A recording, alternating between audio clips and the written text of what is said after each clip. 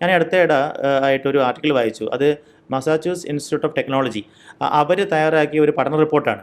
അതനുസരിച്ച് അവർ പറയണത്, അവർ ഒരു ഒരു ഒരു പഠനം നടത്തിയത് ഇങ്ങനെയാണ്: ChatGPT ഉപയോഗിച്ച് കുറച്ച് ആർട്ടിക്കിൾ എഴുതുന്ന ലേഖനങ്ങൾ അല്ലെങ്കിൽ അസൈൻമെൻറ്റ് ചെയ്യുന്ന പിള്ളേർ, ChatGPT ഉപയോഗിക്കാതെ സ്വന്തമായിട്ട് ചെയ്യുന്ന പിള്ളേർ, പിന്നെ തുടക്കത്തിൽ സ്വന്തമായിട്ട് എഴുതി തുടങ്ങിയിട്ട് അസിസ്റ്റ് ചെയ്യാൻ വേണ്ടി ChatGPT ഉപയോഗിക്കുന്ന സ്റ്റുഡൻസ്, ഇവർ 3 പേരെ ഇരുത്തിയിട്ട് ഇവർ 3 പേരുടെയും ഒരു എന്താ പറയുക സ്റ്റഡി നടത്തി. അവരുടെ ബ്രെയിനിൻ്റെ ഒരു സ്റ്റഡി നടത്തി.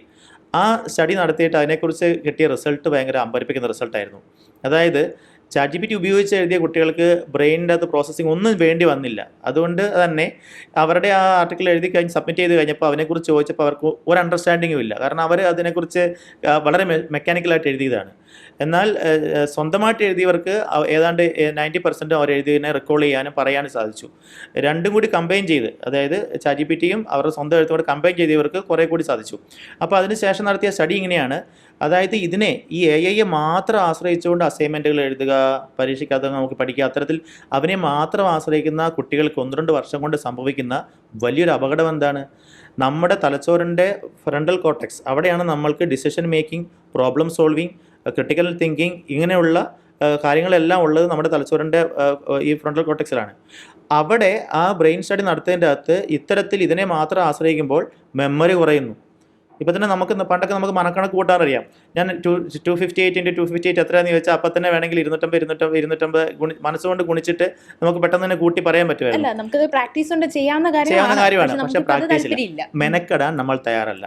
ഞാനീ പറഞ്ഞു വരുന്നത്, നമ്മളെ ഈ ഷോർട്ട് കട്ട് എല്ലാ കാര്യത്തിലും പഠിപ്പിക്കുകയാണ്. അതായത് ആരും ഒന്ന് മെനക്കെട്ട് ക്ഷമയോടുകൂടി ഒരു കാര്യം ഒന്ന് എഴുതി കൂട്ടാനോ മനസ്സുകൊണ്ട് കൂട്ടാനോ തയ്യാറല്ലാതെ, അതിപ്പോൾ ഒരു ആർട്ടിക്കിൾ എഴുതാനാവട്ടെ അല്ലെങ്കിൽ ഒരു അസൈൻമെൻറ്റ് ചെയ്യാനാകട്ടെ, ഇതിനെല്ലാം ഈസി മെത്തേഡ്സ് തേടുമ്പോൾ പതിയെ നമ്മൾ ഭയങ്കര ലേസി ആവുന്നു. ഇത് സ്മാർട്ട് വർക്കാണ്.